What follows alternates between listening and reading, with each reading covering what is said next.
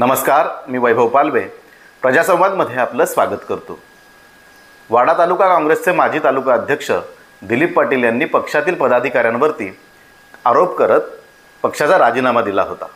या संदर्भामध्ये काँग्रेस पक्षाचे पालघर जिल्हा निरीक्षक माजी खासदार सुरेश टावरे यांनी दिलीप पाटील यांनी केलेले आरोप हे अत्यंत चुकीचे असल्याची प्रतिक्रिया दिली आहे।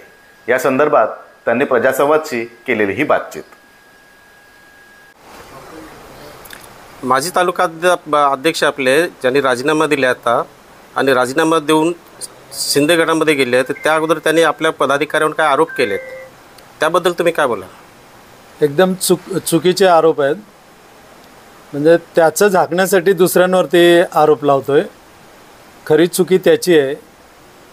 त्याचे बंधू जे 16 तारखेला 12 वाजेपर्यंत निलेश सांबरेंच्या बाजूला उभे होते आणि शिंदे गटाचे ते उमेदवारी मागत होते। तिकडनं नाकारल्यानंतर त्यांनी काँग्रेसकडे मागणी केली दिलीप पाटलांनी का माझ्या भावाला उमेदवारी द्या म्हणून।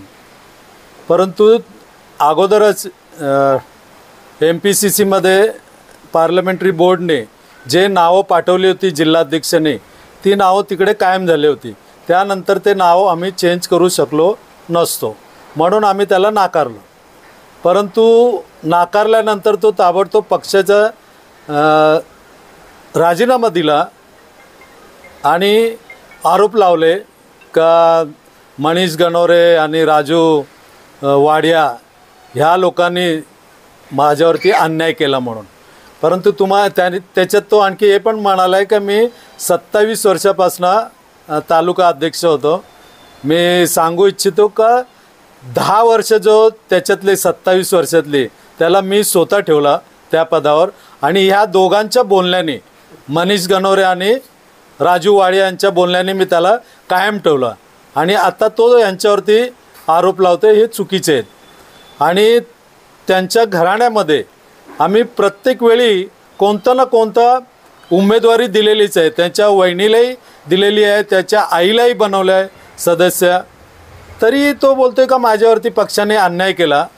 हे चुकीचं आहे। फक्त ते त्याच्या स्वतःच्या स्वार्थासाठी तो प्रत्येक वेळेला पक्षाला वापरत आलेला आहे, आणि ते आता आम्ही सहन केलं नाही, आणि लवकरच त्याच्या ठिकाणी आम्ही दुसऱ्याची नियुक्ती करणार।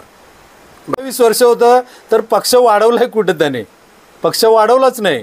तो स्वतःसाठीच पक्ष घेऊन फिरायचा, आणि आत्ता पण त्यांच्या घरात उमेदवारी नाही दिली म्हणून त्यांनी राजीनामा दिलेला आहे। दिलीप पाटील यांनी राजीनामा दिल्याने आपल्या पक्षावर काही परिणाम होऊ शकतो का?